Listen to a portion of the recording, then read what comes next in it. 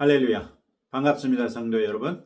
오늘도 하나님의 말씀을 사모하여 이 동영상을 통해 말씀을 묵상하고 기도하는 자리에 나오신 성도 여러분들을 주님의 이름으로 환영하고 또 축복합니다. 오늘 우리가 함께 묵상하는 하나님의 말씀은 요한계시록 11장 1절부터 19절까지 말씀입니다. 원래 매일 성경 묵상 본문에는 1절부터 13절까지로 끊고 또 14절부터 19절까지로 끊어서 이틀에 걸쳐서 묵상하게 돼 있는데 오늘 한꺼번에 1절부터 19절까지 살피겠습니다. 오늘의 성경에서 우리는 마지막 일곱째 나팔 소리가 나기 전에 회개를 선포하던 교회가 박해를 당하지만 다시 살아나는 것을 보고요. 마침내 일곱째 나팔 소리가 울리고 하나님 나라가 완성되는 것을 볼 수 있습니다. 오늘의 성경 1절부터 13절은 어제 우리가 살폈던 10장의 연장선에서 이해하는 것이 좋습니다. 10장은 여섯째 나팔 소리가 울린 후에 그리스도께서 펼쳐진 두루마리를 들고 땅과 바다에 대한 권세를 가지고 임하시지요. 주님의 입에서 일곱 우레소리 같은 말씀이 선포되지만 하나님께서는 이 말씀을 봉인하고 기록하지 말라고 하십니다. 아울러 요한에게 주님의 손에서 두루마리를 받아 먹으라 하고 요한이 먹자 그것이 입에서는 달고 배에서는 썼습니다. 이로써 마지막 일곱째 나팔 소리가 울리기 전까지 성도와 교회는 이 땅에서 하나님께서 그 이마에 성령의 인을 치셔야 하는 성도의 숫자가 다 찰 때까지 부지런히 복음을 전해야 하고 그 과정에서 박해를 무릅써야만 한다는 것을 살폈습니다. 그런 요한에게 오늘의 성경에서는 지팡이 같은 갈대가 주어집니다. 하나님의 성전과 제단과 그 안에서 경배하는 자들을 측량하라 이렇게 말씀하시지요. 사람까지 측량하라고 한 걸 보면 이때 성전은 건물로서의 성전이 아니라 하나님의 백성을 가리키는 은유적인 표현이라고 할 수 있겠습니다. 성전 바깥 마당은 세상이며 성도를 대적하는 우상 숭배자들이라고도 할 수 있겠지요. 지팡이 같은 갈대는 측량할 때 사용할 자라는 것을 알 수 있고 이 자로 측량한다는 것은 곧 하나님의 보호 안에 들어온다는 것을 말하는 것이겠죠. 하나님께서 성도를 결코 성전 밖에서 죽임을 당하도록 내버려 두지 아니하실 것을 약속하신 것이나 마찬가지라는 말입니다. 우리 한 사람 한 사람을 하나님께서 이토록 철저하게 세시고 인식하시고 보호하신다는 것을 다시 한번 확신할 수 있기를 바랍니다. 이방인들이 거룩한 성을 42개월 동안 짓밟을 것이라고 하시지요. 42개월은 3년 반 기간을 말하고 이거는 다니엘서에서 반복해서 언급된 한때와 두때와 반때 이것과 일치합니다. 한 달을 30일로 계산하고 42개월을 곱하면 3절에 등장하는 1260일이 되지요.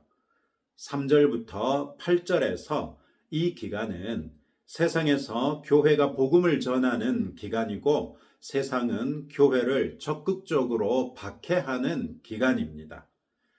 그런 면에서 3절에서 주님이 말씀하시는 두 증인, 곧 두 감람나무와 두 촛대는 교회로 보는 것이 가장 좋겠습니다. 스가랴서 4장에서 따온 표현이 두 감람나무와 두 촛대인데 스가랴서에서는 이들을 각각 총독인 스룹바벨과 대제사장 여호수아라고 가리키고 있습니다. 그런데 오늘의 성경에서 주님은 나의 두 증인 이렇게 말씀하시지요. 한 증인이 아니라 두 증인인 것은 신명기 19장 15절에서 한 증인으로만 정할 것이 아니요 두 증인의 입으로나 세 증인의 입으로 그 사건을 확정할 것이며 라고 말씀하셨던 것을 염두에 둔 것으로 볼 수 있습니다. 그리고 요한계시록에서 촛대는 교회를 가리켰죠. 따라서 우리는 두 증인을 정당한 증인으로서의 역할을 감당할 수 있는 교회를 가리키는 것으로 볼 수 있겠습니다. 즉, 교회가 1260일 동안 이 세상에서 권능을 가지고 하나님과 그리스도 예수님을 증거하며 아직 일곱째 나팔이 울리기 전에 한 명이라도 더 하나님께로 돌아올 수 있도록 열심히 복음을 전파하고 하나님의 나라가 가까웠다는 것을 선포하게 되는 것을 말합니다. 교회가 이렇게 증인된 사명을 다한다면 당연하게도 다섯째 나팔 소리가 울리고 열렸던 무적행으로부터 나온 황충 같은 짐승이 교회와 더불어 전쟁할 수밖에 없겠지요. 이때 교회는 권능으로 대적하며 증인의 사명을 수행하지만 결과적으로는 전쟁에서 지고 그 시체가 큰 성 길에 방치될 것이라고 합니다. 그리고 그 성은 영적으로 파멸을 면할 수 없었던 소돔이라고도 하고 애굽이라고도 하고 바로 그리스도 예수께서 십자가에 못 박히신 곳이다 라고 말하고 있습니다. 세상은 이 시체를 사흘 반 동안 무덤에 장사하지도 못하게 할 것인데, 왜냐하면 그동안 교회가 증인이자 선지자로서 세상의 우상 숭배자들을 괴롭게 했기 때문이라는 것이죠. 하나님의 말씀이 선포되고 회개를 촉구하는 메시지를 반복해서 듣는 것이 우상 숭배자들에게는 자신의 죄인됨을 들추는 일이기 때문에 괴로울 수밖에 없죠. 그렇게 자신들을 괴롭히던 교회가 죽어 쓰러져 있으니 자신들에게는 승리의 상징이 될 것이니 어찌 장사하도록 내버려 두겠습니까? 그들은 교회의 죽음을 보고 서로 예물을 보내면서 즐거워하고 기뻐할 것입니다. 그러나 그들이 어찌 알았겠습니까? 그들은 예수님을 죽였던 십자가가 그들의 사망 권세가 깨뜨려지는 곳이었고, 그들이 승리했던 바로 그곳이 실상은 자신들의 철저한 패배의 장소가 됐던 것처럼 사흘 반 동안이나 죽어 쓰러져 있던 교회에 하나님께로부터 생기가 들어가 그 발로 일어나게 될 것을 그들이 어찌 알았겠습니까? 그 자체만으로도 엄청나게 두려운 일인데, 그들이 보는 앞에서 교회가 구름을 타고 하늘로 올라가고 그 순간 큰 지진이 나서 성의 10분의 1이 무너지고 지진에 죽은 사람들이 7,000명이나 되니 얼마나 두렵겠습니까? 그제서야 그들은 13절 끝에 있는 것처럼 그 남은 자들이 두려워하여 영광을 하늘의 하나님께 돌리더라 이렇게 말하죠.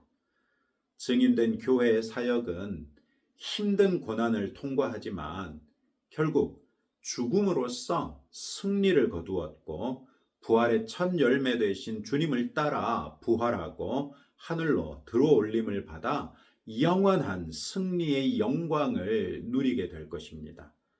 교회의 승리는 지상에서는 남은 자들의 회개를 불러일으키고, 이로써 하나님께서 일곱 번째 나팔이 울리기 전에 구원하셔야 할 모든 창세 전에 택하신 자들을 다 구원하게 될 것입니다. 14절은 이로써 8장 13절에서 독수리가 공중을 날며 큰 소리로 예고했던 세 화 중에 2개가 끝났으나 아직 세 번째 화가 속히 이를 것이라고 말합니다. 독수리가 이것을 예고했을 때는 네 나팔이 울린 다음이었기 때문에 남은 세 번째 화 중 첫 번째 것은 다섯째 나팔로서 촉발되고, 두 번째 화는 여섯 번째 나팔로서 초래될 것이며, 이제 마지막 남은 세 번째 화는 7번째 나팔이 울림으로써 임하게 될 것입니다. 그리고 이것이 7번째 나팔이기 때문에 최종적인 화가 되겠지요. 그런데 15절부터 18절은 우리가 마음 졸이며 기다리던 화가 아니라 도리어 하나님 나라가 이루어지는 것을 말씀하십니다. 7째 천사가 나팔을 불자 하늘에서 큰 음성으로 세상 나라가 우리 주와 우리 그리스도의 나라가 되어 그가 세세토록 왕노릇 하시리라, 이렇게 외칩니다. 이 말을 헬라어로 살펴보면 나라와 왕노릇 혹은 다스리다라는 단어의 어원이 똑같습니다. 나라를 가리키는 바실레이아는 다스리다 혹은 왕노릇하다라는 바실리오라는 동사의 명사형입니다. 즉 세상 나라가 우리 주님의 것이 되고 우리 그리스도의 것이 되어서 주님이 영원히 다스리는 나라가 된다는 것입니다. 세상 나라가 주님의 나라가 됐다는 선포는 하나님의 보좌 앞에 있는 24장로의 경배를 불러오기에 전혀 부족하지 않지요. 24장로들은 얼굴을 땅에 대고 하나님께 경배하며 감사의 찬양을 올림으로써 주님이 마침내 영원한 왕 되심을 찬양할 것입니다. 구약의 12지파의 족장들이나 신약시대의 12사도들이나 주님이 영원한 왕 되시는 이 순간을 오랜 동안 기다려왔기 때문에 온 마음으로 찬양하며 주님의 왕 되심을 송축할 것입니다. 그러나 어찌 세상이 이것을 기뻐하겠습니까? 세상은 7째 나팔이 울리기 전 무려 1260일 동안이나 교회가 전하는 메시지에 고통을 당하면서도 기어이 교회를 죽이고 말았습니다. 그러니 18절의 말씀처럼 이방들은 하나님의 나라가 도래한 것 때문에 분노할 수밖에 없겠지요. 바로 이 지점에서 7째 나팔이 독수리가 예고한 3번째 화가 되는 것이지요.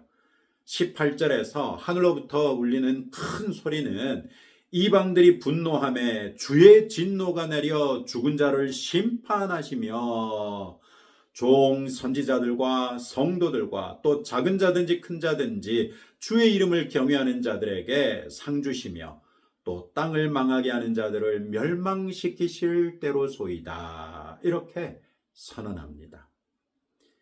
즉 7번째 나팔은 우리 성도들에게는 상이 주어지는 기쁨과 즐거움의 날이지만 우상 숭배자들에게는 최종적이고 돌이킬 수 없는 화의 날이 된다는 것이죠. 마침내 하나님의 오랜 참으심이 끝나고 그들이 행한 대로 갚으시는 하나님의 의의 심판마저도 종료되는 순간에 다다른 것입니다.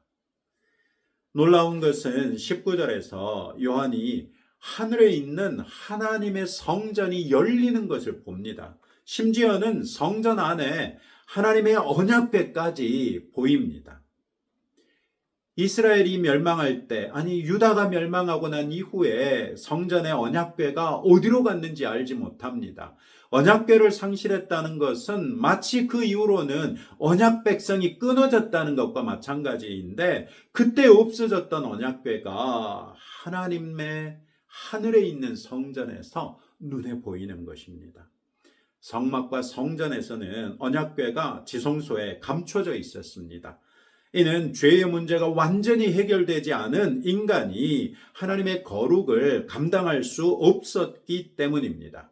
따라서 1년에 단 한 차례 대제사장이 속죄일에 속죄하는 짐승의 피를 들고서야 비로소 지성소에 들어가 언약궤 앞에 설 수 있었습니다. 그러나 7째 나팔이 울리고 세상 나라가 하나님의 나라가 됐다는 것은 그리스도 예수께서 대속의 죽음을 통하여 인간의 죄의 문제를 완전히 해결하셨다. 또 그리스도 예수 그분이 직접 열린 문이 되심으로써 성소의 휘장을 찢으셨다. 이는 하나님의 언약이 완전하게 성취되었다는 것을 보여주지요. 이때 열린 하나님의 성전을 볼 수 있는 자가 누구이겠습니까? 누가 열린 성전의 언약궤까지도 볼 수 있겠습니까? 언약 백성으로서의 책임을 신실하게 다하여 끝까지 믿음을 붙들어 구원받은 하나님 나라의 백성 아니면 누가 또 그것을 볼 수 있겠습니까? 예수님의 피로 옷을 빨아서 흰 옷을 입었으니 언약궤를 보고도 두려워하지 아니하고 오히려 기뻐하며 즐거워할 수 있겠지요.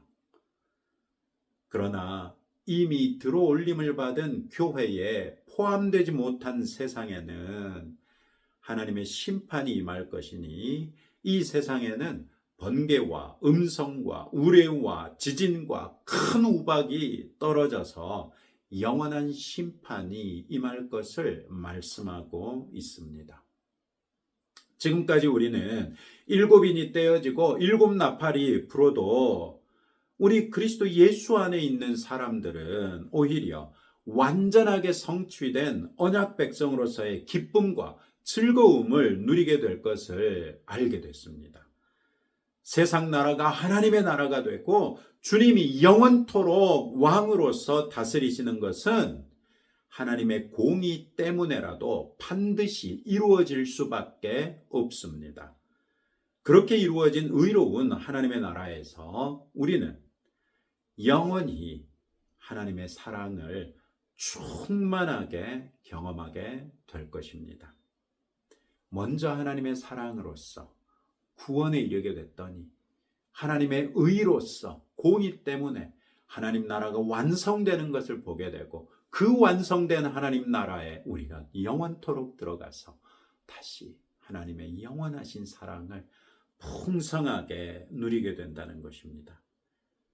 그렇다면 이 세상에 사는 동안 우리가 끝까지 믿음을 지키는 것이 결코 쉬운 일은 아니겠지만 반드시 이루어질 하나님의 나라를 소망하고 그곳에서 내가 누릴 하나님의 사랑과 영광을 생각해 본다면 믿음의 사람으로 마지막 때에 주 앞에 설 수 있도록 최선을 다하는 것이 우리가 마땅히 해야 할 일이라는 것을 알 수 있게 됐죠. 이런 말씀을 붙들고 다음과 같이 함께 기도하겠습니다. 하나님의 나라가 반드시 이루어질 것이며 그때 우리는 완전히 성취된 언약의 백성으로서 기쁨과 즐거움을 영원히 누리게 될 것을 소망하고 세상에서 믿음을 지키도록 기도합시다. 고난과 박해를 무릅쓰고 복음을 전하는 하나님의 증인이요 그리스도의 증인으로서의 사명을 다하는 성도가 되도록 기도하시고 우리 나라를 위해서 함께 기도하겠습니다. 하나님 아버지 감사합니다. 마침내 7째 나팔이 부러지고 세상 나라가 그리스도의 나라요 하나님의 나라가 된다는 것을 확인하게 됩니다. 7인이 떼어지고 7나팔이 불 때마다 세상 사람들은 우상 숭배자들은 그것이 자신들에게는 죽음이 임박한 것이기 때문에 두려워 떨게 되겠지만 우리는 하나님께서 이미 성령으로 인치셨은즉 그 모든 하나님의 심판으로부터 피하게 될 것이요 마침내 하나님의 유보된 심판을 위하여 마땅히 나아가서 복음을 전해야 하는 사명을 가진 자로 충성하다가 설령 죽임을 당할지라도 우리의 죽음이 마치 그리스도 예수의 죽음이 영원한 승리가 되었던 것처럼 우리의 죽음 역시도 승리로 바뀌게 되며 부활의 첫 열매 되신 주님을 따라 우리도 부활하고 하늘에 들어올림을 받게 되는 것을 보았습니다. 보여주신 이대로 우리에게 이루어질 줄을 믿습니다. 주님, 하나님의 나라가 반드시 이루어질진데 우리는 완전히 성취된 언약의 백성으로서 기쁨과 영원한 즐거움을 누리게 될 줄로 믿습니다. 그 믿음을 가지고 이 세상에 사는 동안 세상을 이기게 하옵소서. 고난과 박해를 무릅쓰고 복음을 전하는 하나님의 증인이요 그리스도의 증인으로서의 사명을 다하게 하옵소서. 주님, 우리가 우리나라를 위하여 기도합니다. 대통령이 13개 국가에 대통령 특사들을 파송할 수밖에 없을 정도로 국제 질서가 급박하게 움직이고 있습니다. 주님, 대통령 특사로 파견된 분들이 우리 국익을 잘 대변하게 하시고 지혜롭게 잘 대책을 마련하고 협의하게 하셔서 우리나라의 이익이 잘 보장되어 국제사회에 이바지하는 대한민국이 되고 우리 국격이 더욱 높아지게 하사 그로 인하여 우리 한국교회가 세계 복음화를 위해서 더욱 존귀하게 쓰임받는 교회 되게 하옵소서. 예수님 이름으로 기도합니다. 아멘. 네, 이제 여러분들의 기도 제목들 가지고 하나님 앞에 나가실 때 하나님께서 우리 아버지이시기 때문에 기도에 응답해 주실 것입니다.